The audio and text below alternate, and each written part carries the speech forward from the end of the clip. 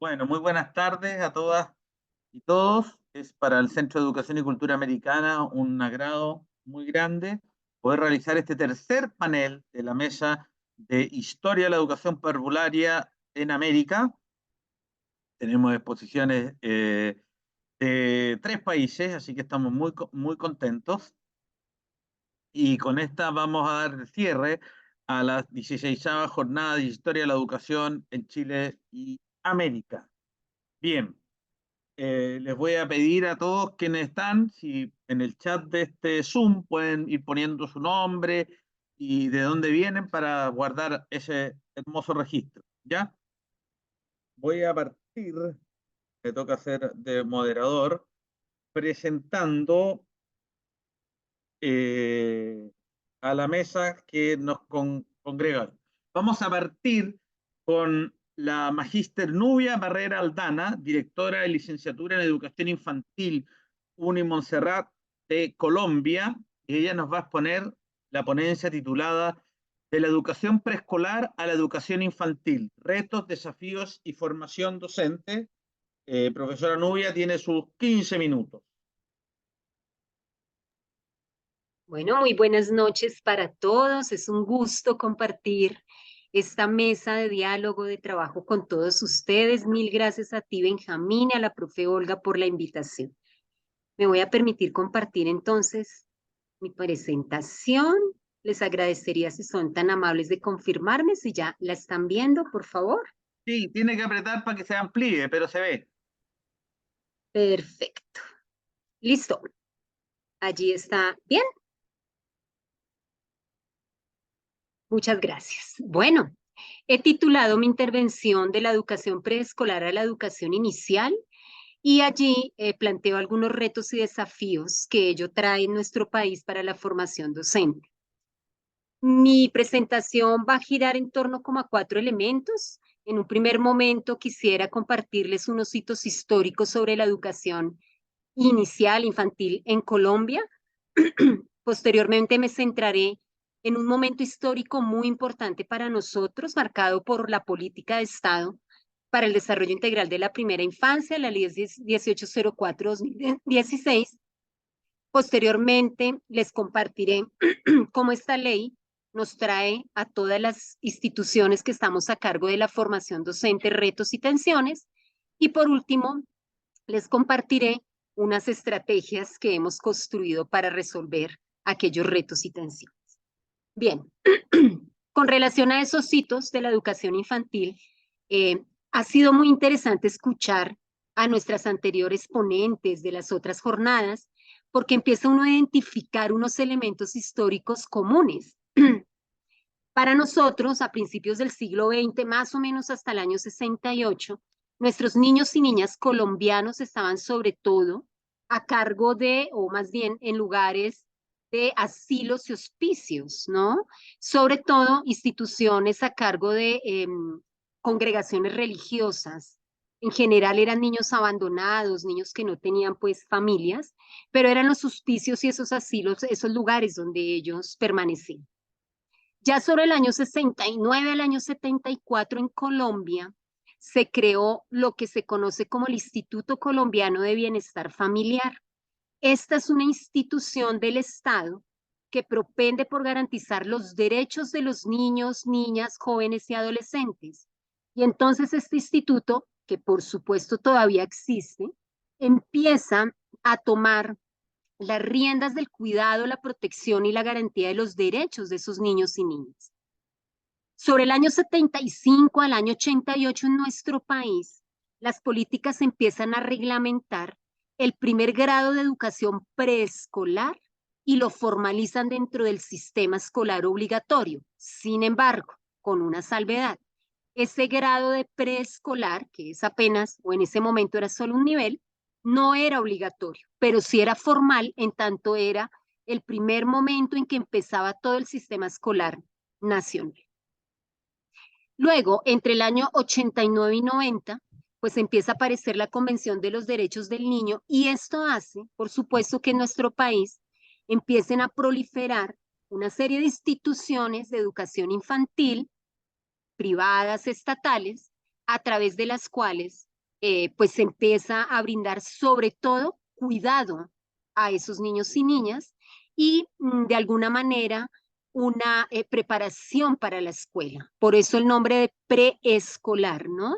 La preparación a la escolaridad de la básica primaria. Pero ¿qué pasó con nosotros? Y es que más o menos en los años 2000, el país se preocupó por pensarse seriamente la educación preescolar en ese momento y darle un nombre que le diera un fin propio. Es decir, no un momento de la escolarización, o más bien un momento educativo para preparar a la escuela, sino un momento crucial. Dos fuentes, digamos, que dan argumento a este asunto. Uno, todos los estudios de corte internacional que muestran que en los primeros años de vida los sujetos construimos las bases de todo, nuestras bases cognitivas, comunicativas, socioafectivas, biológicas, etcétera, etcétera. Y que es cuando más conexiones neuronales ocurren y donde se dan los mayores aprendizajes. Y por otro lado, estudios desde la economía nos muestran que cuando se invierte en primera infancia, esa inversión se proyecta a lo largo de la vida. Está comprobado que esa inversión en los primeros años de vida reduce una serie de problemáticas que cuando no hay inversión luego empiezan a aparecer en los adolescentes, en los jóvenes y en los adultos. Es así entonces como en nuestro país se crea en ese momento, en el año 2016, una estrategia que hoy es política. Y aquí quiero centrar un poco mi intervención. En ese momento se llamaba la Estrategia para la Atención Integral de la Primera Infancia de Cero a Siempre. Hoy se llama la Política de Estado para el Desarrollo Integral de la Primera Infancia de Ley 1804-2016. ¿Por qué va a ser tan importante esta política? Y es un hito histórico para nosotros, porque es un cambio de paradigma. Deja de concebir la educación preescolar como ese momento de preparación a la escuela primaria y le da un fin en sí mismo. Un poco la política está centrada como en estos elementos. Es una política de atención integral. Me voy a permitir leer para ser muy fiel a lo que está aquí planteado. Entonces, nuestra política es un conjunto de acciones intersectoriales. Eso es lo primero que quisiera compartirles. Cuando hablamos de lo intersectorial es que convoca a todos los sectores que estamos a cargo de los niños y niñas de primera infancia. Salud, educación, cultura, comunidad, etcétera, etcétera. Unas acciones que son intencionadas. ¿Y cuál es la intención? Es favorecer el desarrollo infantil y el aprendizaje en esos primeros años de vida. Unas acciones que implican relaciones y implican toda la posibilidad de asegurar que en los entornos donde transcurre la vida de los niños y las niñas existan condiciones humanas, condiciones sociales para garantizar ese desarrollo infantil y ese aprendizaje. Esas acciones, reitero que son intersectoriales, que son consensuadas, que implican un trabajo conjunto, pues deben ser planificadas, deben darse de manera procesual, deben ser permanentes y sobre todo deben poner en diálogo apuestas técnicas, apuestas políticas, apuestas financieras y sociales. Eso desde el ámbito de lo local, lo regional, lo nacional.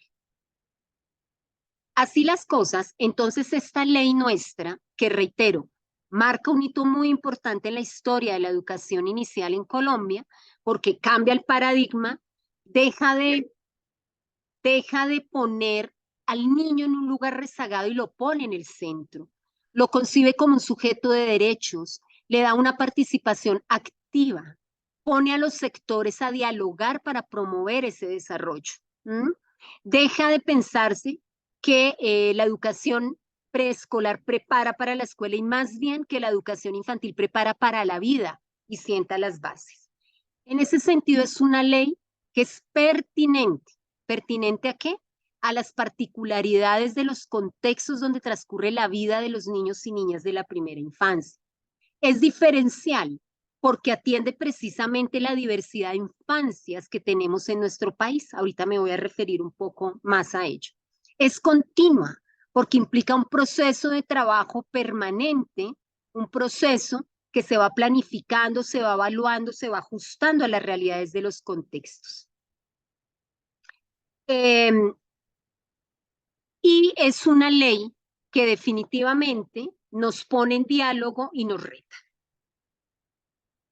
Pero entonces, el tener esta ley ha implicado para las instituciones de educación superior y las instituciones de formación humana y demás, que, perdón la redundancia, formamos educadores infantiles, unos retos y unas tensiones.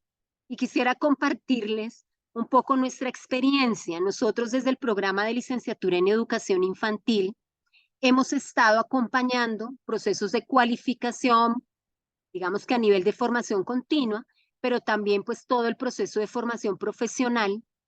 Hasta el año pasado habíamos desarrollado un acompañamiento de formación continua a agentes educativos en todo el territorio nacional, más o menos 13.000 agentes educativos, y empiezo a encontrar como estos elementos que les voy a compartir.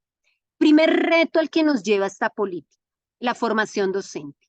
Y este va a ser un elemento muy importante porque cuando nuestros estudiantes o cuando los que están a cargo de la primera infancia llegan a los procesos de formación, llegan con unas concepciones, unos imaginarios y unas prácticas asociadas a cómo conciben los niños y las niñas. Entonces, para la gran mayoría, un niño y una niña es un ser especie de tabula rasa, que es débil, que no sabe, que llega a las instituciones o a los contextos a aprender. En ese sentido, hay una mirada muy pobre, muy minimizada de ese sujeto. Uno de los retos grandes es resignificar esas concepciones, entender y convencerse que los niños y las niñas son sujetos participantes, que tienen experiencias, que tienen conocimientos y que llegan a las instituciones o a los contextos a construir con otros, a partir de lo que ya traen. No vienen vacíos. Segundo reto, todo las construcciones socioculturales que también sobre los niños y sobre la educación inicial tienen los diferentes actores, la familia, las instituciones educativas, el sistema escolar, las comunidades, que los siguen concibiendo como sujetos pasivos. Entonces, estos actores creen que la educación preescolar sirve para llenar a los niños de conocimientos. Y mientras más aprendan de contenidos, mucho mejor para ellos. Luego, las demandas que le hacen a las instituciones educativas y por ende a los educadores infantiles están en clave de ello, de llenarlos de contenidos. Cuando sabemos por todos los estudios de desarrollo infantil que hay unas series de maduraciones cognitivas que hay que esperar para que los niños poco a poco se vayan desarrollando y vayan aprendiendo. El tercero de los retos que trae con nosotros esta política es que si bien la política es abierta y respeta esa diversidad, pues ciertamente tenemos infancias en nuestro territorio nacional que son invisibles, niños migrantes que están expuestos a trabajo infantil, que son violentados, niños que, por ejemplo, están con sus madres que están privadas de la libertad en centros carcelarios, niños enfermos que transcurren su vida en hospitales, fundaciones, albergues. Todos esos niños y niñas que desde la construcción sociocultural que los adultos hacemos de ellos, pues sin duda alguna son infancias invisibles que si bien reitero, la política es amplia, pues no es tan sencillo aterrizarla a estas realidades. Implica resignificar y flexibilizar, por ejemplo, las maneras como nos relacionamos, las mediaciones que hay ahí, las didácticas, los propósitos, los recursos. Nosotros, por ejemplo, en Colombia tenemos un territorio amplísimo de ruralidad dispersa. En esa ruralidad dispersa, donde para llegar a estos territorios se necesitan todos los medios habidos y por haber de transporte y además caminar horas por trochas para llegar a estas poblaciones, pues sin duda la política se convierte en un reto, porque para que la política llegue a los territorios requiere que quienes estamos a cargo de la formación de esos niños y niñas podamos apropiarla y sobre todo flexibilizar las estrategias para que responda a la realidad de esos contextos. Todas nuestras infancias étnicas que tienen un modo de formación propia, desde lo intercultural, desde sus lenguajes, desde sus costumbres. La política tiene que flexibilizarse y atender pues a estos elementos. Bien. Eh, por otro lado, también tenemos como reto todo el tema del trabajo intersectorial. Si bien la política lo expone de manera sustancial, no es tan fácil que los sectores dialoguen. Muchas veces en nuestro país ocurre que los sectores se cierran a sus propias dinámicas, a sus propósitos, a sus lógicas, pero no abren las puertas para dialogar con otros. Si estamos hablando de un elemento educativo, por ejemplo, el sector salud, sector cultura dirá, pues eso responde al sector educación. Y si hablamos del estado de salud de los niños, pues el sistema educativo dirá, eso corresponde al sistema de salud. Y no es lo que pretendemos en el país. Pretendemos hacer un trabajo colegiado, trabajo articulado, un trabajo mancomunado que nos permita atender la integralidad de esas infancias. Pero ¿cómo resolver estos retos y tensiones? Yo les comparto 3 estrategias que nosotros, digamos que hemos probado, hemos construido y que creería yo, pues nos ha dado respuesta a esos retos. La primera de las estrategias en la formación docente, pues es sin duda alguna volver esa política carne, perdónenme el término, arraizarla, concretarla, es decir, volver la experiencia pedagógica. Y aquí estamos muy inspirados un poco desde Jorge La Rosa, que nos dice que la experiencia es aquello que nos hace distintos después de vivirla. Eso que nos transforma, eso que nos hace ver la vida de otra manera, con otros ojos, desde otras perspectivas, eso es experiencia. Inspirados en Jorge La Rosa, entonces, creamos experiencias pedagógicas en la formación docente para que esa política, que es ese cambio de paradigma, pueda ser apropiada, se pueda tener una postura crítica frente a ella y se pueda aterrizar a las particularidades de esos contextos diversos donde transcurre la vida de nuestros niños y niñas. ¿Pero será suficiente solo con la experiencia? No. El otro momento o el otro proceso que vivimos de la mano de la experiencia es la praxis pedagógica. Para nosotros en la formación docente, la praxis pedagógica muy inspirada desde la postura de Perrenaud y de Cham implica un ejercicio de volver sobre la misma experiencia, para cuestionarla, para indagarla, para analizarla, y que ese ejercicio reflexivo sobre las propias prácticas, es decir, sobre la propia experiencia, nos lleve a resignificar concepciones, nos lleve a transformar las prácticas, nos lleve a innovarlas, a dejar de creer que en la educación inicial se enseñan los colores primarios y a entender que ahí hay unos procesos que implican unas fuerzas enormes, la construcción de identidad, la manera de aprender a crear vínculos, afectos, todo el tema del desarrollo, por supuesto, motriz, que conlleva luego a todos los otros desarrollos cognitivos, todo el tema de la comunicación, la resolución de problemas, en fin, todos esos procesos que son de la vida y para la vida. Y la tercera estrategia, sin duda alguna, que para nosotros ha sido importante, es que todo ese ejercicio de experiencia reflexionada se construye en comunidades de aprendizaje. Y aquí estamos muy inspirados sobre Nodins, filósofa y educadora, quien creó una apuesta de Nubia, comunidad. un minuto. Excelente, apenas para cerrar. Que creó toda una estrategia de comunidades de aprendizaje desde la pedagogía del cuidado, que implica establecer relaciones y vínculos mediados por el respeto a la diversidad, el reconocimiento de las potencialidades de los niños y niñas y las posibilidades que tenemos todos los seres humanos. Así entonces, doy cierre a lo que quería compartirles con ustedes, pues aquí ya luego estaré muy atenta a sus preguntas y comentarios. Muchísimas gracias a todos. Muchas gracias, profesora Nubia. Le agradecemos también haberse juntado plenamente al tiempo. Y vamos a pasar a la segunda ponencia. A mí se me olvidó decir al principio que, se lo había dicho a los expositores, es 15 minutos, después vamos a tener un espacio para preguntas y comentarios. Y la segunda ponencia va a ser de la candidata doctora Francisca Moreno Jorquera de la Universidad San Sebastián.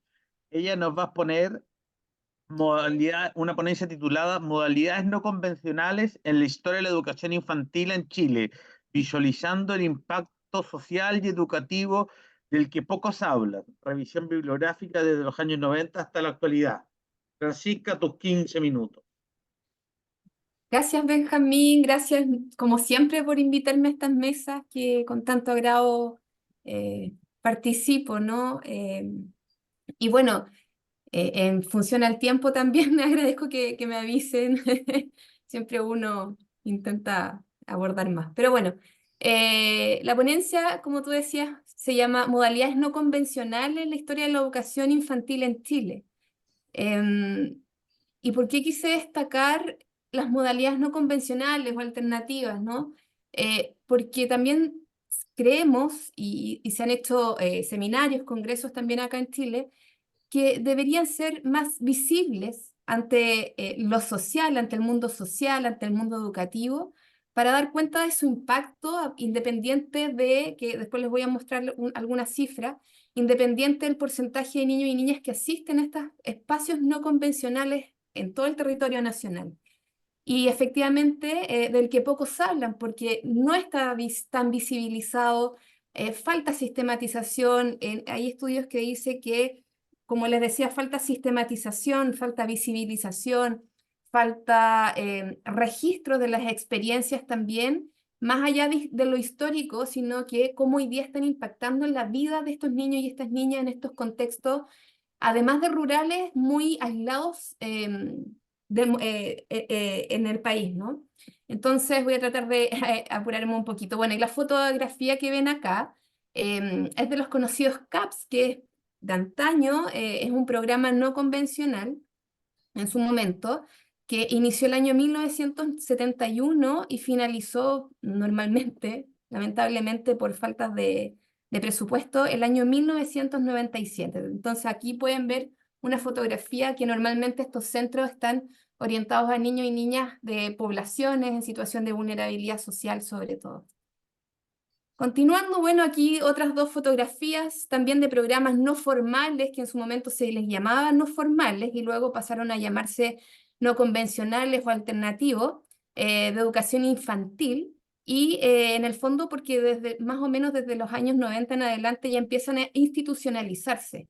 Antiguamente, un poco similar a lo que mencionaba Nubia, pertenecían a asilos, a congregaciones, a organizaciones no gubernamentales, pero posteriormente se empiezan a tomar una figura ya más institucional, y en este caso lo que sería JUNJI, la Junta Nacional de Jardines Infantiles en Chile, e integra, toman estas posibilidades educativas y empiezan a darles otras estructuras también curriculares además. Bueno, y la pregunta, nuevamente, ¿son las modalidades no convencionales invisibles, considerando su impacto socioeducativo y del que pocos hablan? Entonces acá, más que nada la pregunta, bueno, ¿qué concepto de infancia, de niñez tenemos? Porque son todos los niños en su calidad de sujeto de derecho que deben tener más que la opción por derecho, educación. Por lo tanto, no por ser no convencional, o por tener una estructura didáctica diferente, este niño o esta niña no va a tener ese derecho de asistir o de tener esa posibilidad de educación. Entonces, acá más que nada el concepto de infancia dice: el concepto de niñez ha evolucionado en los tiempos, el reconocimiento de la infancia con un rostro que lo identifique en la sociedad, con necesidades, fortalezas e intereses propios de la etapa, no siempre fue un interés de estudio social y cultural. Con esto quiero decir que, como les voy a mostrar, el número es menor de los niños que asisten a las modalidades no convencionales, pero son niños que existen, ¿sí? No tienen que ser niños que tienen que estar ocultos en las cifras por estar en estas modalidades no convencionales o la oferta pública que la mayoría de la sociedad conoce. Entonces, estas modalidades tienen un sentido común, como dice la imagen, el de ofrecer educación de calidad a todos y a todas los niños del país. Bueno, y nos preguntamos o podemos reflexionar acerca de ello pensando, bueno, los programas no convencionales tienen un propósito asistencial y no educativo, podríamos pensar, porque se dan en territorios diferentes, tienen tiempos diferentes, tienen recursos, personas también distintas. Pero estos programas no convencionales hoy por hoy sí tienen un propósito asistencial, evidentemente, de cuidado también, pero también un fuerte componente educativo y que rescata mucho la pertinencia cultural, que probablemente es un valor que no necesariamente la oferta formal la tiene. Los programas no convencionales son propuestas educacionales intencionadas con un conjunto de componentes curriculares. Y yo destacaría, no estoy diciendo que sea mejor, ¿no?, que las otras posibilidades educativas, ¿no?, pero la flexibilidad que tienen las modalidades no convencionales y la diversificación que evidencian, yo lo valoro como una riqueza de esta posibilidad educativa para estos niños que por distintas razones están aislados o viven en zonas aisladas. También los programas no convencionales consideran que una comunidad educativa se ha construido participativamente con profesionales y técnicos para atender las características de los niños y las niñas, pero también tiene otro componente interesante, que no son solamente profesionales quienes participan de estos espacios educativos, sino que también personas del territorio. Y aquí, justamente por su flexibilidad y diversificación, son las mismas familias o agentes comunitarios que también participan de esta instancia, lo que nuevamente les da un valor sobre la pertinencia sociocultural que tienen. Y por supuesto a los niños les genera mayor identidad. Y por último, en los programas no convencionales deben existir recursos pertinentes y diversos que se consideran necesarios para alcanzar los propósitos planificados, siendo además evaluados. Y aquí yo diría que en general, y desde el 90 a la fecha, podría ser una debilidad de estos programas no convencionales porque no son tan visibles y porque también su evaluación probablemente es...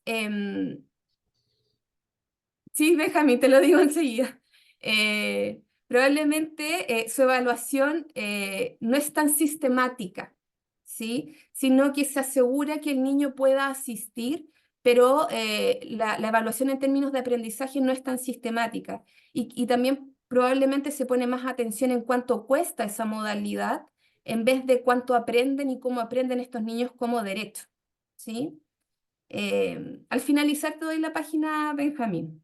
Y aquí no me voy a detener en cada una de ellas porque me tomaría mucho más tiempo, pero sí hacer un poco de historia, un recorrido desde el año 1990, donde se inicia la modalidad de jardín infantil. Existe una cantidad importantísima de modalidades alternativas o programas alternativos en Chile: sala cuna en el hogar, programa de jardín estacional, jardín infantil radial, sobre todo para las zonas más aisladas de Chile, programa de atención a párvulos de comunidades indígenas, eso también sobre todo en el sur de Chile. En el año 1991 se inicia, ahí está repetido, en el año 1992 Jardín Infantil a Distancia, otro programa en el año 93 Jardín Infantil Patio Abierto.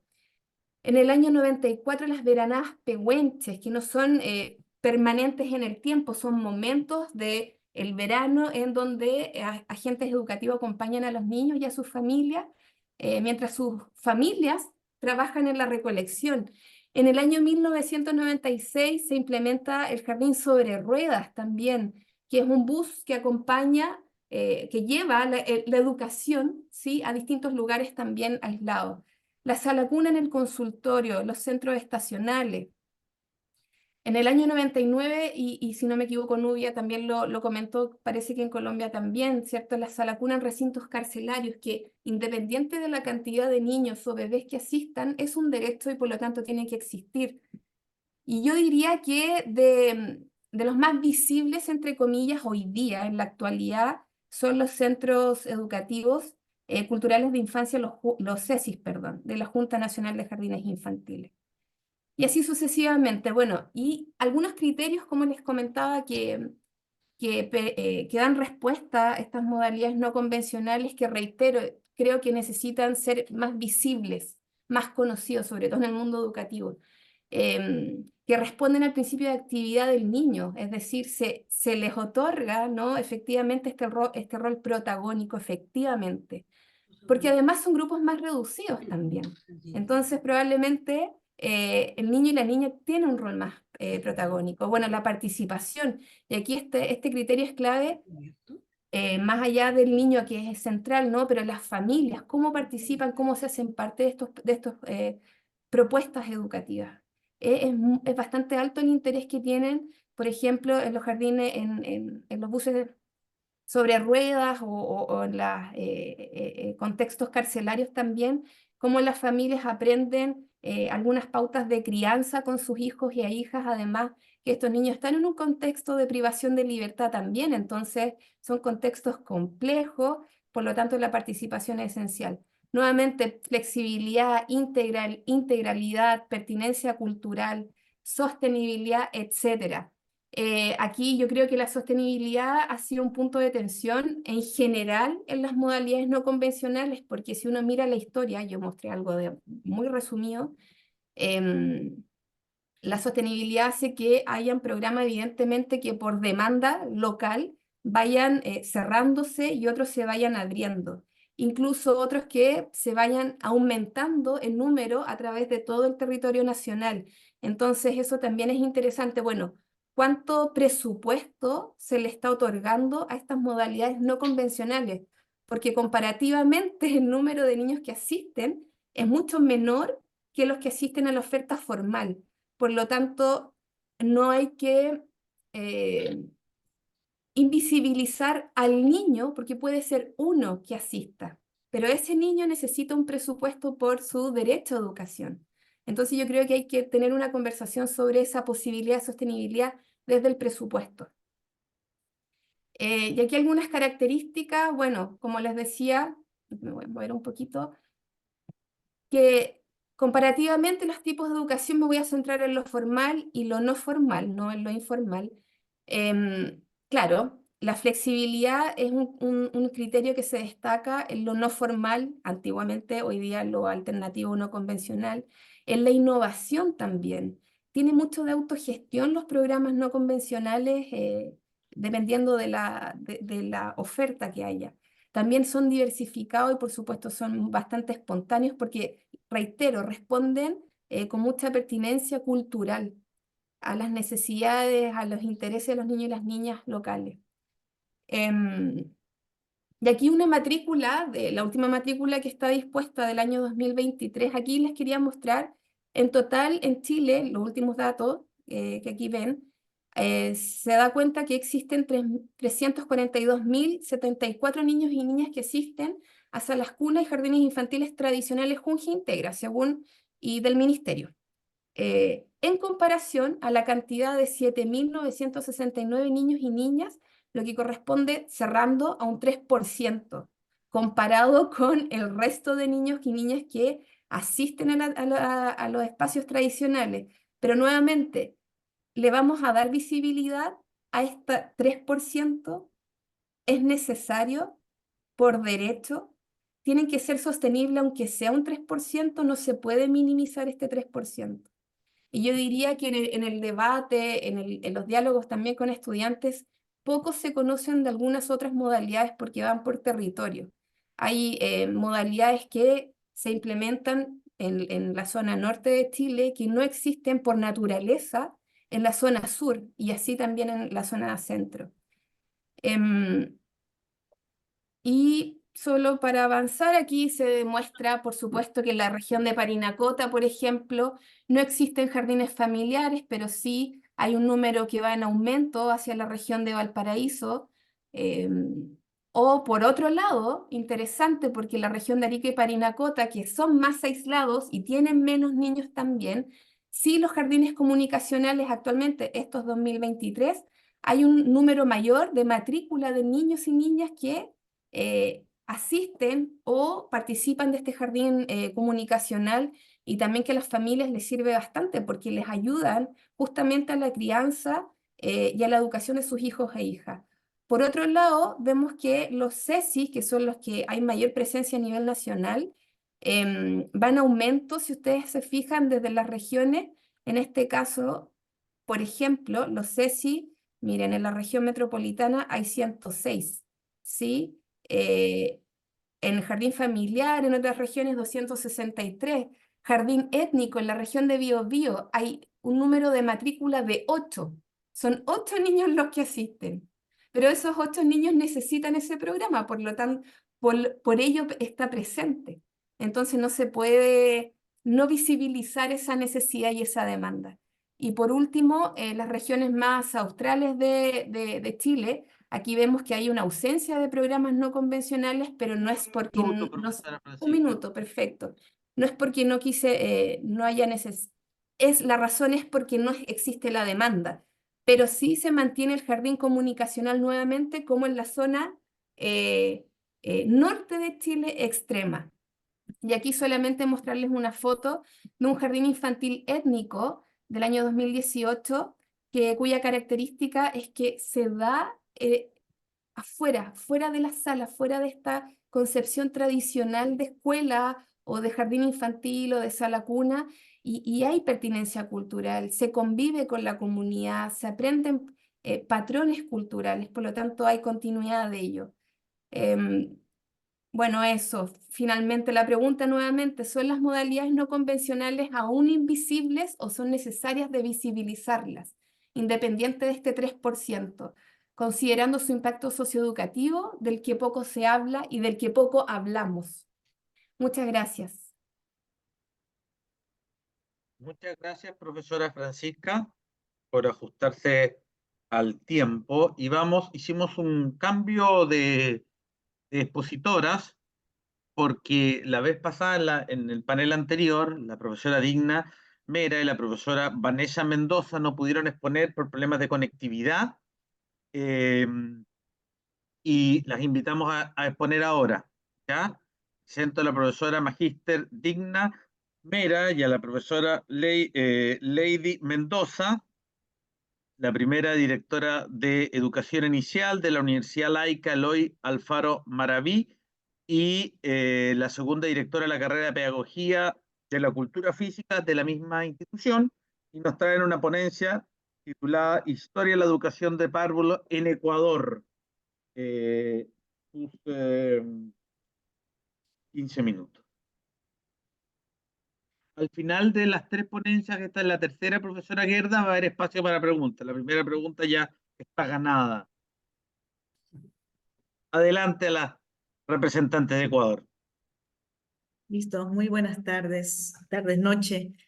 Nosotros estamos aquí presentándonos desde Ecuador con la historia de la educación parvularia en el mismo, ¿no? Para nosotros ha sido bastante relevante o trascendental el estudio de la educación parvularia o la implementación como tal dentro de nuestro sistema de educación. Para eso hacemos una un pequeño viaje en lo que es el Ecuador. Nosotros estamos en la parte de Manabí, específicamente en la ciudad de Manta. Sin embargo, pues las políticas de Estado como tal, en lo que corresponde a la educación inicial, pues ha estado de manera generalizada en todo lo que es el Ecuador, considerando la sierra, que inicia un periodo diferente a lo que es la costa y la región de Galápagos, Internatina Galápagos, que eso circunscribe dentro de lo que son los circuitos y distritos que está direccionado el país.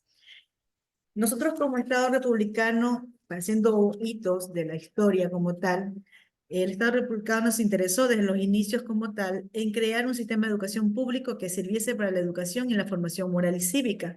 Esto inicia desde, si lo podríamos poner, desde un hito histórico, desde 1940, con lo que fue la Revolución Alfarista, donde el presidente de ese entonces, el general Eloy Alfaro Delgado, fue quien inició este proceso de la educación como tal dentro de un Estado laico y público, ¿no? Dando el nacimiento inicial de los jardines de infante, en lo que correspondió a través de un proceso de aculturización promovido por el cura de ideología alfarista Luis Vicente Torres, quien importó desde España esta idea educativa. Entonces, estos modelos vinieron a aplicarse desde un punto de vista desde Froebel, de Crowley o Montessori dentro de la implementación de lo que era la educación inicial en el Ecuador. Lógicamente, a partir de la estructura alfarista que se comprendía desde una educación laica y libre de, o sea, en este caso, pública, ¿no? El Estado se abocó finalmente en la creación de un sistema educativo nacional y democrático que incluía no solamente el sistema de educación media de primer grado en adelante, sino que ya incluía el nivel inicial como parte del Estado, ¿no? En 1904, el general Eloy Alfaro, como presidente del Ecuador, realizó grandes reformas, especialmente en el sector educativo, y creó el primer jardín de infantes, como ya lo mencionó. Entonces, este jardín de infantes tenía unas especificaciones desde el modelo Montessori, que en 1930 ya existían 4 centros en total, circunscritos en las ciudades de Quito y Guayaquil, y estos se basaron en modelos educativos que traían del extranjero, y hasta el momento nos seguimos manejando un poco así, de Alemania y Suiza. Y los encargados de la educación no eran profesionales. Sin embargo, se capacitaban en concursos de los docentes de nivel primario que les ayudaban a tener el desarrollo de estos centros a partir de un modelo específico de enseñanza.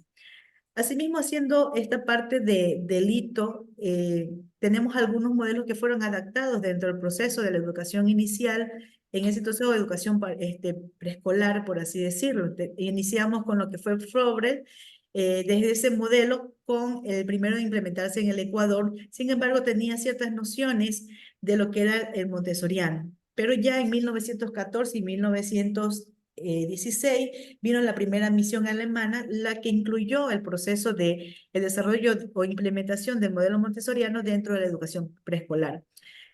Seguimos con en 1914, dentro de esta primera misión también, luego de algunas contravenciones en cuanto a la estructura de la aplicación de las estrategias didácticas del modelo anterior, se implementa lo que era el de Crolí, y existe luego de esto una ruptura entre lo que era el Ministerio de Educación y el Ministerio de Bienestar Social. Esa ruptura nace a partir de que era necesario de que la educación parvularia o la educación preescolar tuviera un ente específico para su atención. Es por eso que el Ministerio de Educación se deslinda en ese entonces de la responsabilidad de la educación de los niños en esas edades, y se lo asume el Ministerio de Bienestar Social Económica, en donde da tipos de servicios a estos estudiantes con este tipo de edades, de 0 años a 5, aplicándose diferentes reformas dentro del mismo, ¿no?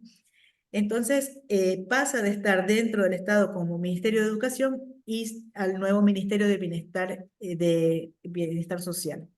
En 1940, estos establecimientos continúan ofreciendo sus servicios sin planes de trabajo, no había una estructura curricular más clara, sus objetivos eran eran más bien los cuidados físicos y de crecimiento de los niños, y se dejaba un poco de lado lo que era la estructura curricular, por así decirlo, donde se formaban lo que tenía que ver sus competencias innatas, el desarrollo de su esquema corporal, identidad, que era lo necesario para estas edades. Entonces, como estaba enmarcado en lo que era el Ministerio de Economía y Social, estaba más desarrollado a esto, a cómo en ese entonces estos niños debían ser cuidados para atención primaria. Sin embargo, dejaban de lado estas estructuras de estimulación temprana para insertarlos a la escolaridad.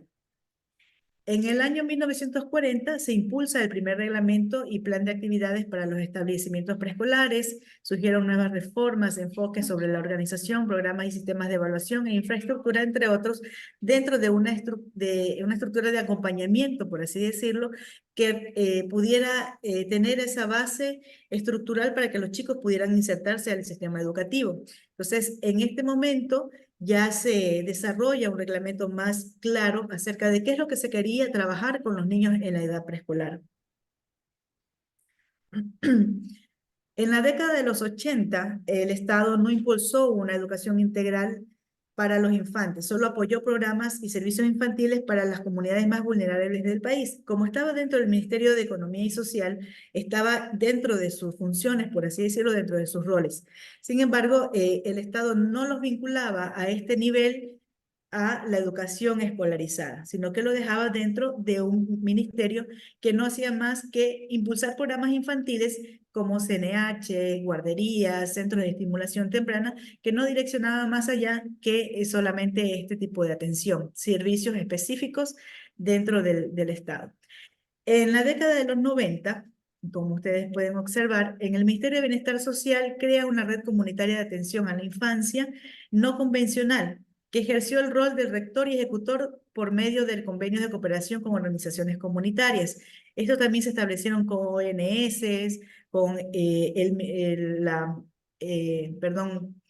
tendría que ver con la presidencia de la República, específicamente con la esposa del presidente de la República, quien estaba encargada de este tipo de atenciones. Se creó el INFA como parte de uno de los centros o redes comunitarias donde estaba direccionada específicamente por la esposa o la primera dama del Estado, ¿no? Y ella es la que se encargaba de trabajar con este tipo de centros de atención primaria o a la primera infancia, como lo podemos ver aquí, ¿no? Tenemos el programa Operación Rescate Infantil, que fue el ORI, que fue el inicialmente que se creó. Luego viene el INFA, con el Instituto Nacional de Niños en la Familia, que era que estaban asistidos o direccionados por la primera dama, en este caso, la esposa del presidente de la República. En el caso que no se lo tuviera, se designaba a uno por parte del presidente, quien se iba a encargar de estos establecimientos. Se establecen también 3 programas dentro de este sector, donde tenían que ver los centros comunitarios, comedores escolares y círculos de recreación y aprendizaje, que estaban también direccionados a la atención primaria. Luego de esto, en 1996, se establece o llega la reforma curricular, donde la obligatoriedad del nivel preescolar tenía que darse en el país, ¿no? Estableciéndose ya dentro del Ministerio de Educación como parte prioritaria para dar un impulso a lo que tendría que ver el primero de básica o la inserción del estudiante en el nivel escolarizado. Y la Unidad Coordinadora de Programas de Nuestros Niños, que nace en el 1998 ya con un currículo específico para la enseñanza y el desarrollo de habilidades y destrezas en este nivel de edad. Y por último, en esta etapa, lo que tiene que ver con el referente curricular 2022, que sería el currículo que se estableció para todo lo que tenía que ver con los programas de atención y formación a los niños de 0 a 5 años. Está aquí mi intervención, sigue la compañera Digna con su parte, por así decirlo. Por último, ¿dónde fuiste a ir al Frente al Museo de Bellas Artes? Profe Digna, le voy a pedir que se mutee porque tuve, como había un micrófono abierto, los muteé a todos. Entonces usted tiene que mutearse y pone.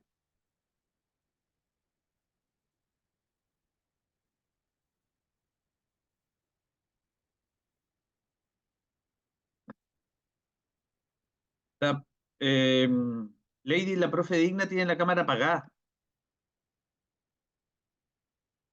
No sé si fueron las 2 de Ecuador.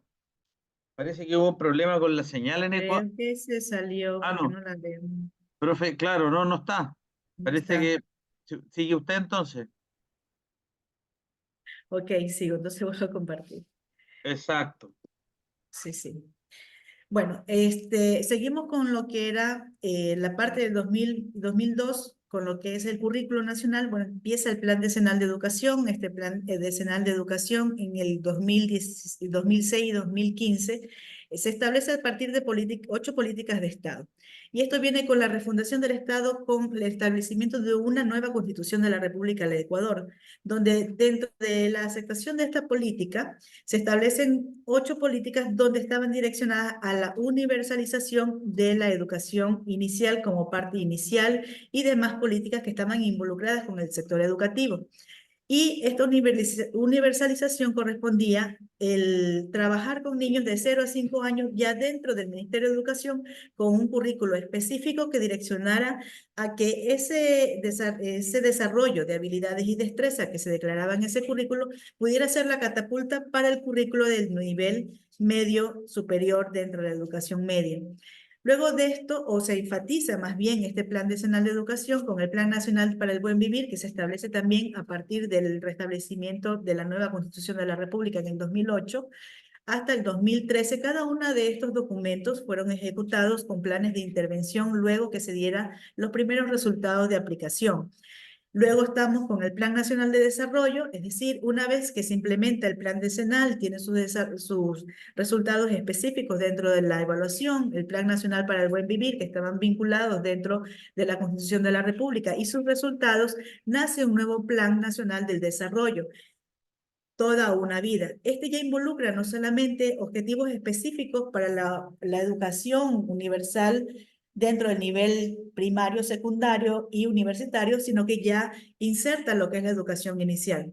Para esto se crea un currículo institucional para la educación inicial en el 2007, donde se crean por experiencias de aprendizaje. Ya dejamos de lado un poco el desarrollo de destrezas y habilidades como parte primordial de este currículo y pasa a ser un currículo que está enfocado en el desarrollo de esas destrezas para el aprendizaje de los chicos, reforzando, como le decía anteriormente, lo que tiene que ver con el desarrollo de su esquema corporal, de su expresión corporal, la identidad, la autonomía precisamente. Y dentro de estas políticas públicas se establecen 3 centros específicos de apoyo. El CDI, que era el Centro de Desarrollo Infantil, que era como una especie de guardería, por así decirlo, donde no solamente se implementaban actividades de atención física, sino que también de formación a los niños.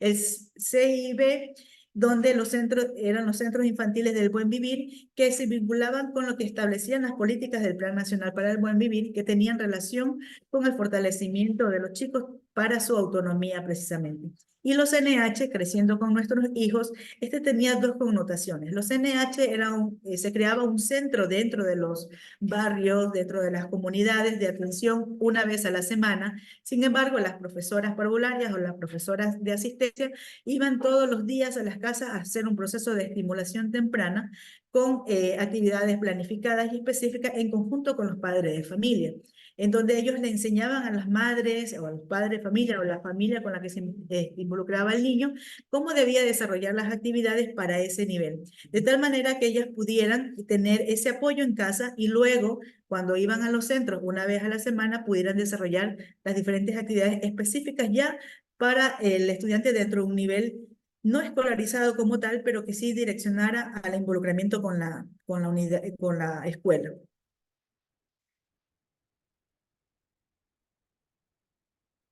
En sí, la educación inicial en el Ecuador, podríamos decirlo que surge a la par de visualizar al niño como una persona, que algo que ya las compañeras que me antecedieron a la palabra lo manifestaron, y que se plantea como un sujeto de derechos y con el reconocimiento pleno de su desarrollo biopsicosocial.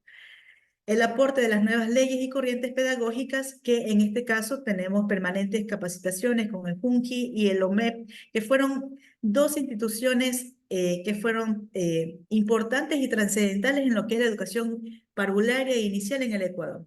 La OMEP ha tenido un papel protagónico dentro de lo que tiene que ver con la educación inicial, dentro de los apoyos de cada uno de los programas que ha establecido el gobierno como tal, y la lucha porque este reconocimiento y la visualización a los niños de 0 a 5 años sea más efectiva.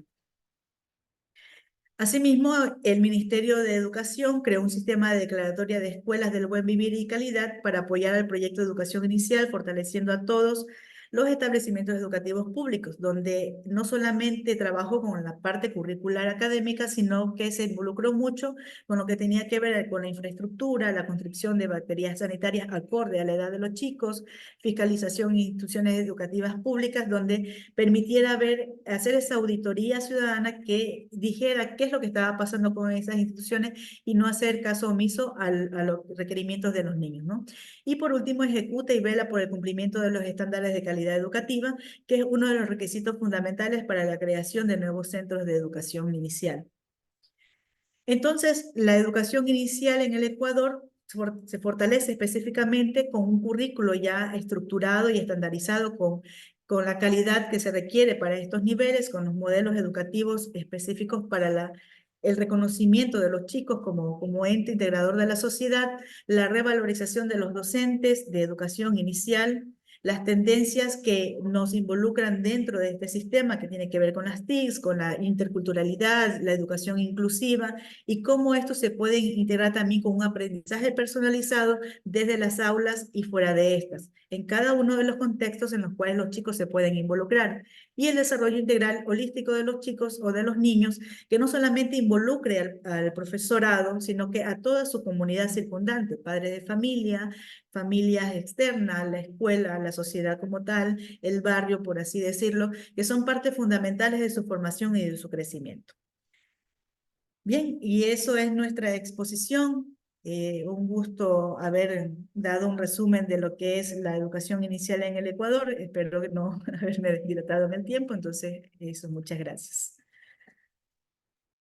Buenísima remisión, profesora Ley del Tiempo. Y acaba de volver la profesora Digna, que tuvo justo cuando le tocaba ponerse cayó la señal. No, realmente ha sido mucha mala suerte. Bien, vamos a dar espacio a las preguntas. En todo caso, quiero dar la bienvenida a la profesora Elida Campos, que es coordinadora en la Red de Educación Preescolar, que nos ha aglutinado a varios de nosotros y que es un espacio abierto a otros, y también al profesor Juan Campechano, también ahí que lo veo. Y estaba, pero parece que ya no está, otra persona así como no está. Eso. Bien, pasamos a las preguntas, pero ya tenemos una primera pregunta, ya estamos asegurados, parecía pregunta galleta. Vamos a darle la palabra a la profesora, a la gran educadora referente de la educación parvularia en Chile, ¿ah? Profesora Gerda Beas. ¿Me escucha? Hola, buenas tardes, ¿me escucha? Perfecto, Ya. perfecto. Disculpen haber entrado un poco tarde a la reunión, pero alcancé a escuchar justo lo que tenía que escuchar, yo creo, ¿ah? Además, me perdí la primera parte, la veré en la grabación. Quiero en primer lugar darle un gran saludo a todos en general. Buenas tardes, gracias por la invitación, Benjamín. A las compañeras de Ecuador, porque yo tuve el privilegio de ser compañera de curso de dos compañeras ecuatorianas que vinieron a estudiar en la época, Violeta Verduga Vélez y Marlene Abad, con quien desde hace como unos 3 o 4 años retomé contacto. Muy queridas, fueron compañeras de curso mías, ¿ya? Y no sé por qué ellas parece que ejercieron poco allá, pero fue una gran alegría retomarlas, pues. Fuimos compañeras de curso, de primero hasta que nos titulamos. Lo segundo, a lo que voy principalmente en este minuto, es a referirme a la María Francisca, es quien hizo no alcancé, porque justo entré ahí, la exposición sobre las modalidades no convencionales. Sí, y quería referirme a ella, a su trabajo. Me parece fantástico que alguien esté haciendo un trabajo sobre todas las modalidades que existieron o existen aún en Junji, porque creo que se les ha hecho un flaco favor, porque no siempre había plata para hacer evaluaciones, hay que decirlo con todas sus letras. Nunca hay plata para evaluar. Cuesta en conseguir dinero para estas cuando son, además, programas, comillas, chicos, ¿verdad? Que atienden pocos niños, tal como ella decía. Entonces, nunca hay plata para... O uno las consigue y después le dice, no, pero ¿sabes qué? Mejor que lo ocupemos en esto otro. Y sí, me sentí particularmente tocada porque yo he estado involucrada directamente en el programa Jardín Estacional, porque ese fue mi primer trabajo cuando entré a trabajar a Junji, hacer ese programa, ¿ya? Sobre algunas bases que me dieron, pero lo creé. Yo hice el manual, el manual para eso. En el jardín, en el patio abierto, que se cerró, y se cerró cuando se hizo la jornada escolar completa. Ese fue el motivo por el cual se cerró, porque ya no contaban ni con el espacio en la escuela, ni con los estudiantes, que eran con quienes hacíamos el trabajo, que era un trabajo muy bonito que se hacía ahí. También estuve directamente involucrada, estuve a cargo, bueno, en todo esto estuve a cargo yo. Estuve en el Jardín Infantil a Distancia, que fue creado por Gladys Ruiz, con la directora regional Gladys Ruiz, con una gran visión, que creó este programa, hermoso programa, ya, hermoso. A mí me tocó reformular todos los manuales, ¿ya? Los libros. Yo no sé si existen todavía porque se transformó después en el comunicacional y lo cambiaron y ahí yo ya perdí, porque uno es como, ¿cómo se llama? Es como un soldado, pues la ponen ahí y después dicen, no, te toca cambiarte por este otro lado. No, no es tan así, pero digamos un poco así, ¿ya? Mira, te vas a hacer cargo de este otro, entonces esto lo va a quedar tal persona a cargo, ¿ya?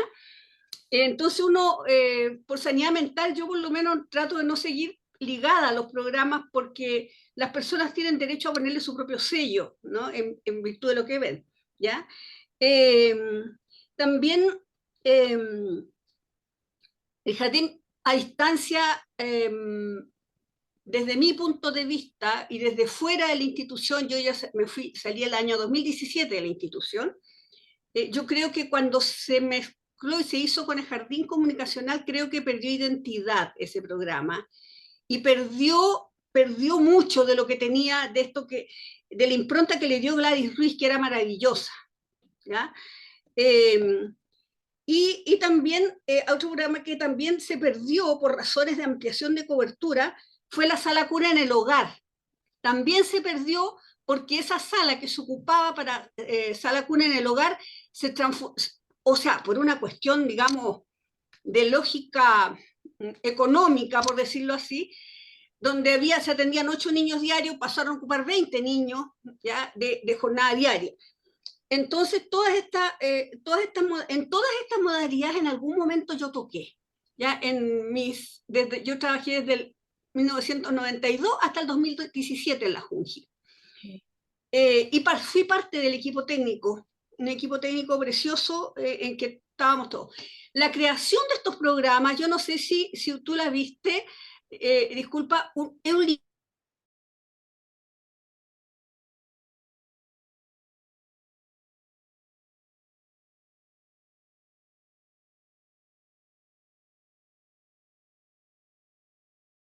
de Victoria Peralta. Sí, sí, Es sí. un libro chiquitito, Sí, que ahí está. ¿Y cómo se crearon esto y por qué se crearon? Porque en el año 90, cuando asume la democracia, no sé si te contaron esa historia, no sé si hablaste con Nuri Gárate. no. Nuri Gárate sabe toda la historia, ¿ya? Ajá. Y tiene mejor memoria que yo. Profe Gerda, como para ir sintetizando la pregunta. Sí. Mi idea, mi pregunta a todas estas cosas es que hay algunos que yo creo que tienen ciertas inexactitudes ella en su exposición, ¿ya? Por ejemplo, dice que están casi todos atendidos por técnicas, y no es así. En todas hay siempre profesionales a cargo del programa en general, y en cada región hay una persona que está responsable. Por lo tanto, atrás siempre hay una impronta profesional. Lo que pasa es que no siempre hay personas que estén en el trato directo con los niños, ¿ya? Jardín estacional está a cargo de una técnica. El jardín a distancia, quien va o quien iba a visitar a los niños a sus casas eran profesionales. Sala cuna en el hogar era una educadora también. Entonces, no es siempre que estén a cargo de técnicas, sino que en algunos casos, ¿ya? Eso es un tema que yo quería puntualizar. Sí. Y mi pregunta es si no me quedó claro si está todo actualizado, la última información, porque, por ejemplo, esos que se cerraron ya no existen nomás. Y hay otros que siguen funcionando. Sí, hay varios que, como le No, espérate un poco, Francisca, que hay en otras preguntas y después vamos pasando. Ya. Le doy la palabra a la profesora Elida Camp, desde México. Estamos Ecuador, Uruguay, Chile, México, Colombia. Listo, profesora Elida. Gracias, maestro Benjamín. Muy buenas tardes a todos y a todas. Un gusto volver a participar esta tarde con ustedes. Mi pregunta es muy completa, es para la compañera Lady. Ella nos comentaba que había habido una participación muy importante de la OMEP en la educación infantil en Ecuador. Entonces, yo también tengo un cargo en la OMEP y me gustaría que compartiera ¿Cómo es que la OMEP ha apoyado específicamente la educación inicial en este país? Gracias. Eso, antes que respondan, también puede responder la profesora Digna. Un momento, vamos a hacer, si hay alguna otra pregunta. Yo lo hago. Yo tengo, ¿usted tiene una pregunta, profe Digna? Sí, sí, yo encantada. Sí, ¿puedo hacerlo ahora o al final? ¿Hacer la pregunta? La respuesta, no, la No, respuesta a la la respuesta, pregunta. espérese si hay alguna otra pregunta. Ya, listo. Yo tengo, respecto a la profesora Nubia, si en un momento mostró una diapositiva, en Colombia hubo un proceso de ley entre los años 68 y 73. Esa es como la primera ley marco que extiende los jardines infantiles, ¿o no? Si entendí bien. Y en ese proceso de ley, que es un poco el símil que hay en Chile, la ley Junji, 17.300 y algo, no me sé el número. 17.301. Eso, 301. eh, eh, Porque acá en Chile hubo como una tensión en la discusión en la ley. Por un lado estaba el mundo más político que quería hacer una ley de jardines para que las mujeres fueran a trabajar, y un mundo más de matriz pedagógica, que vulgaba por el derecho a educarse de los niños, digamos. ¿Ah? ¿Por qué lo digo? Porque en Chile hoy se está discutiendo una ley que hace aberrante, volvemos 60 años atrás, y eso es la misma discusión. Entonces quería preguntarle si en Colombia usted sabe si cuando se aprobó esa ley hubo esa tensión entre el mundo más surgido de la educación inicial, que decía, no, esto hay que hacerlo porque los niños tienen derecho a educarse, y acceder a educación de 0 a 6 años, o solo era por extensión, para que las mujeres fueran a trabajar. Yo quisiera, como para respetar el orden, mantener el orden de la exposición, es decir, la profesora Nubia, no porque yo haya hecho la pregunta, la profesora Francisca Moreno, y profesor, perdón, hay una pregunta desde el Uruguay. Profesora María García, adelante. Gracias, perdón, pero no tengo todas las aplicaciones y no podía levantar la mano como corresponde. Gracias, Benjamín. Mi pregunta también es para Nubia. Cuando ella presenta las estrategias en formación docente, me interesa conocer si los espacios de práctica son solo en centros educativos, por esto mismo que ella presentaba anteriormente de las dificultades y la variedad de escenarios donde los niños y las niñas están invisibilizados, si los espacios de práctica en esas estrategias son solo en centros educativos o hay otras modalidades. Muchas gracias y felicitaciones a todos los ponentes. Benjamín, me quedo con la deuda de tu presentación, ¿eh? Sí, para otra vez, para otra vez. Profesora Digna, y profesora Vanessa, a mí se me quedó una preguntita también. Ustedes dijeron, yo no sé si anoté mala, pero dijeron que en Ecuador la educación inicial es obligatoria desde 1996. ¿Eso es correcto o yo entendí mal? No escuché bien la pregunta, don No, Benjamín, es que perdón. o yo entendí mal, o dijeron que la educación inicial en Ecuador es obligatoria desde 1996. ¿Eso es así o no?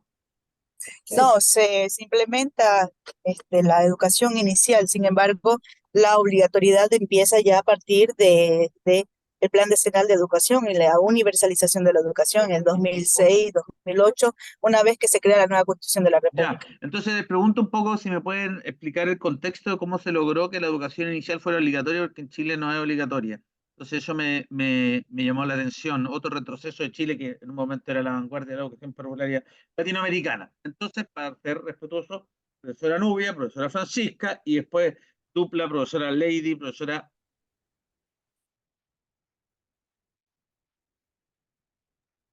Bueno, Benjamín, entonces es mi turno, ¿verdad? Entendí bien. Listo, gracias.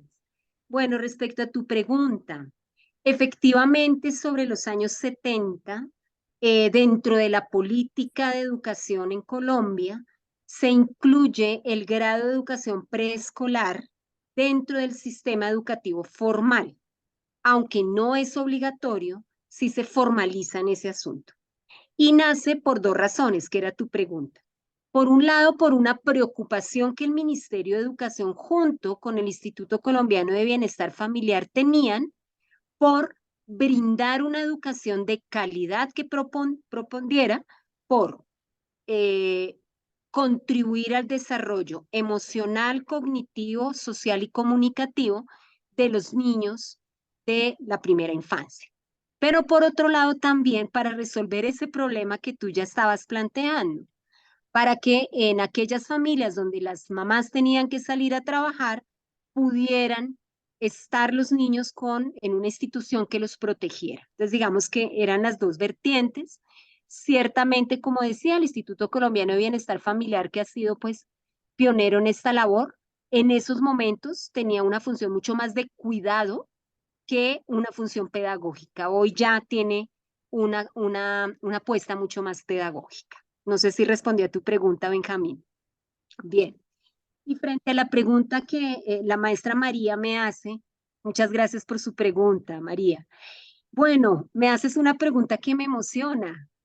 Efectivamente, para dar respuesta a las necesidades de nuestro país en la formación de educadores infantiles, nosotros tenemos una organización de la práctica de modo tal que nuestros estudiantes inician práctica desde primer semestre hasta último semestre, va siendo progresiva. Los 3 primeros semestres son más bien prácticas educativas, en el sentido que hacen observación participante, análisis de contexto, una que otra intervención.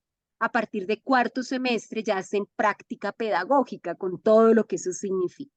Y lo hacen en diversos contextos. Entonces, por supuesto que hay unos, pues, de institución educativa formal, colegios, jardines, pero también en contextos no convencionales, como nos estaba hablando también nuestra maestra Francisca, y es en hospitales, fundaciones, albergues, bibliotecas, ludotecas, parques, en comunidad, en barrio, en plazas de mercado. Y ahora, en particular, pues tengo una meta grande y es entrar a los contextos donde hay infancias invisibles, lo decían, ¿no? Niños que están con sus madres privadas de la libertad en centros carcelarios, en todo el tema étnico, en ruralidad dispersa, donde es muy difícil llegar, indígenas, afros.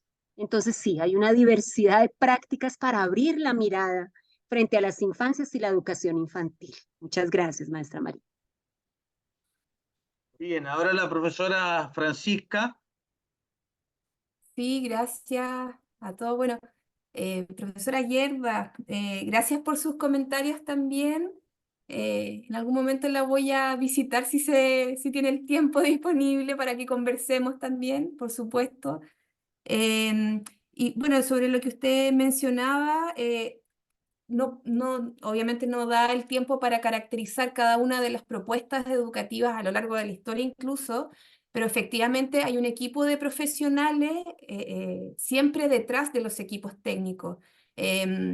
Pero por cuestiones de tiempo, evidentemente no puedo caracterizar ninguno, pero lo que quise decir también es que hay profesionales, educadores, educadoras de párvulos, incluso educadores tradicionales, los ELSI, también en los jardines étnicos. Entonces hay un equipo preparado justamente para darle pertinencia a estos programas o modalidades. Incluso las mismas familias también se empiezan a incorporar a la propuesta. Entonces, por eso yo decía que valoro la flexibilidad y la riqueza de estos programas porque es comunitario, verdaderamente. Entonces, tiene un aspecto profesional, pedagógico, personal formado, evidentemente, porque no pueden estar solos. Pero por otro lado también tienen este contacto cercano con la comunidad. Y también estoy de acuerdo con usted y algo que siempre lo he pensado, porque yo también trabajé en los CESIS antes de ser CESIS, acá en la región metropolitana. Y estoy muy de acuerdo con usted que pierdan identidad. Los programas cuando ya se institucionalizan demasiado, pierden la riqueza de lo no convencional, que justamente es el trabajo comunitario. Y por lo mismo, el trabajo que voy a comenzar a hacer, quiero rescatar esa identidad de los programas justamente. Y que a la vez que usted también, como decía, se van transformando, lamentablemente pierden identidad. Y eso es lo que no se visibiliza, porque las familias valoran mucho estas propuestas, sobre todo aisladas, porque es la única opción de educación que tienen esos niños y niñas. Eso quería comentarle y cuáles son los que existen. Bueno, hoy día, como le mostraba, no me quiero tomar más tiempo, pero como le mostraba, depende de la localidad y yo mostré también algunos, los más enfáticos según la matrícula 2023, pero hay otros que tienen mucho menor en matrícula incluso y unos que están en cuestionamiento también. Por ejemplo, los de recinto penitenciario por pensar que son programas de desarrollo social y no educativos necesariamente. Entonces también hay una discusión de presupuestos y que van desapareciendo por ello. Entonces hay que argumentar bastante bien la necesidad de la existencia de esos programas finalmente sociales. Y es una discusión que, bueno, que se puede alargar un poquito más, pero esa es la respuesta que puedo dar y yo creo que por lo mismo también es necesario que existan de todas maneras. O sea, tienen un valor, una riqueza y una historia. Han atravesado contextos políticos complejos en el país y se han mantenido. Entonces, creo que vale la pena que ese 3% sea visible y sistematizado. Eso por un lado. Y solo para cerrar, el año pasado estuve en Colombia, en Bogotá, visitando un centro comunitario en el Cerro Cecilia. No, sí, Cecilia. Y también estuve ahí compartiendo y conociendo esta mirada no convencional, no tradicional y cómo acogen a los niños. Nos contaban desde las 4:30 de la mañana. Entonces también hay que valorar a esos niños no visibles. Esa es mi respuesta. Muchas gracias. Antes de pasar la palabra a las colegas de Ecuador, quería saludar a la directora de carrera de Educación Parvularia de la Universidad de San Sebastián, Bárbara Remolfeld, si lo dije bien, que nos está acompañando. Profesora Digna, profesora Lady, sus 2 preguntas. Bien, muchas gracias a cada uno de ustedes por el tiempo dedicado, don Benjamín, por la invitación y que este encuentro realmente nos fortaleza y nos permite ver a una mirada y que realmente el tiempo limita para pretender nosotros hablar de cómo está nuestra realidad en educación preescolar en cada uno de nuestros países. Para dar respuesta a la pregunta de la profesora Elida, nosotros acá en Ecuador nos vimos apoyados y básicamente la educación parvularia, que después toma el nombre de educación inicial a la luz de los cambios que se dieron en las reformas educativas de la Constitución de la República en el 2008. Y con esto respondo su pregunta, don Benjamín. En la sección 5ª, artículo 26, explícitamente dice que la educación es un derecho de las personas a lo largo de su vida y un deber ineludible e inexcusable del Estado. Entonces, a partir de ello, se van tomando las nuevas políticas educativas y se vuelve obligatoria la educación inicial desde los 3 años de edad en adelante, ¿sí? Entonces, se crean el nivel inicial con 2 subniveles de 3 a 4 y de 4 a 5. Desde ahí inicia la obligatoriedad en lo que es la educación, podríamos decir la regular, porque tenemos también la educación no convencional que está regida por el MIES, el Ministerio de Bienestar Social. Ahora bien, en esta trayectoria, en ese devenir y recorrido del tiempo, acá en Ecuador específicamente voy a como hacer un énfasis a Manta, Manabí. La educación preescolar como tal tomó bastante aporte y fuerza a partir de los intercambios académicos que teníamos de nuestras directoras de carrera, de los que dirigían con la apertura de la universidad acá en Manabí y el inicio de la carrera, que tuvimos oportunidades de viajar a Chile y de Chile también tenían la oportunidad de venir educadoras, específicamente la doctora María Victoria ha hecho bastantes viajes a nuestra universidad y ha compartido muchos de sus conocimientos y nosotros también conocimos mucho todo el aporte y la estructura desde la JUNJI. La JUNJI, para nosotros, la Junta Nacional de Jardines de Infantes de Chile, fue un referente para nosotros ir tomando lineamientos e ir también incorporándolos a lo que es nuestra propuesta de formación de nuestros niños. Y la OMEP, Organización Mundial de la Educación Preescolar, ha tenido también su aporte valioso, aunque muy claro está que es un organismo no gubernamental, pero sí ha tenido su aporte, dado que nosotros como institución le hemos dado esa apertura y han participado con nosotros a través de congresos, a través de seminarios, a través de charlas. Cuando era directora la profesora Mercedes, señor, me olvido el nombre, perdonadme, la profesora de Perú, que también fue directora de la OMED, ahora que lo presidía o la preside la doctora Elba Domacín Aros, entonces seguimos compartiendo intercambios, conversaciones, conferencias y seminarios, que nos permite todo este aporte, ubicarnos a nosotros realmente en las innovaciones, ubicarnos nosotros en estos intercambios que permitan llevar ese sueño, y disculpadme, pero me considero una discípula de toda esa proyección que lleva la doctora María Victoria Peralta de trabajar en pos de nuestros niños latinoamericanos en relación a nuestra idiosincrasia, a nuestra cultura. Y de lo que le pude escuchar en el rato que el internet me jugó la mala pasada que se nos fue, pero creo que nosotros nos alineamos a ese mismo objetivo, el desarrollo íntegro, integral e integrado de nuestros niños. Entonces, prácticamente hemos aterrizado a eso. Ya la historia, las leyes nos dan otro destino, nos marcan otra ruta, pero básicamente la universidad, con la creación de la carrera, aporta muchísimo ya a la profesionalización de maestras, de tal manera que permita realmente llevar un mejor proceso de formación en nuestros niños, acorde a las tendencias y aportes como lo que estamos viviendo en este momento, que por ahí vamos tomando las cápsulas y vamos nosotros insertando a nuestras actividades docentes. Muchas gracias, profesora Digna. Qué bueno que poder haber contado con usted. Sí, yo también entendí eso, profe Gerda. Para ir cerrando, les voy a pedir a todas las personas que puedan prender las cámaras ahora, porque es tradicional en el Centro de Educación y Cultura Americana, y ya que estamos cerrando las 16 jornadas de Historia de la Educación en Chile y América, poder sacar una foto de cierre, sin antes destacar que quedamos 15, y de esos 4 hombres, ¿no? Don Daniel Tor de Uruguay, don Juan Campechano de México y don Juan Candia, que manda un saludo, profesor normalista de la Normal de Viña del Mar, bueno, aparte de un gran recorrido educativo. Así que eso. Así que le voy a pedir a doña Francisca Moreno, que tiene más expertise que yo en poder sacar fotos, para que pueda sacar una foto para guardar registro. Esto se está grabando, por si acaso. Ya, Francisca, cuando quieras. Listo.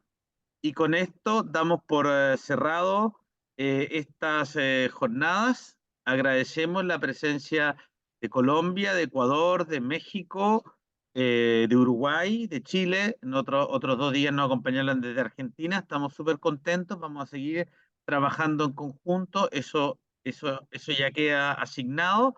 Así que eso. Y por si quedaron interesadas en la muy buena ponencia de la profesora Francisca Moreno, ella va a publicar en una bella colección que existe sobre historia social de la educación chilena, que compila un muy interesante historiador, que llama en 9 tomos, y ahí va a publicar un artículo sobre las modalidades no convencionales. Ese historiador es muy simpático, así que probablemente les concederá llegar al libro con facilidad.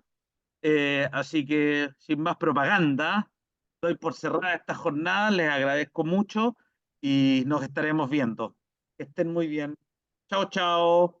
Un Muchas gusto. gracias, que estén muy Chao, bien. chao. Un abrazo Chao, para chao. todos. Muchas Gracias, Bárbara. Chao, gracias. chao. Gracias. Profe Lady. Saludos a toda Chao, América Nubia. Latina. Chao, Éxito, profe éxito. Gracias. Digna. Muchas gracias. Gracias por todo. Gracias. Muchas gracias, profesora Digna. A ustedes Saludos. muchísimas Lucía, gracias. que estés Muy bien. amable. Y a mi Adiós. colega de María García, que Sí, estoy viendo que es de Uruguay también. uruguaya, sí. Yo tengo el honor de conocerlo, doctor. Bueno, muchas gracias. Ya, nos vemos. Chao, chao. Nos vemos.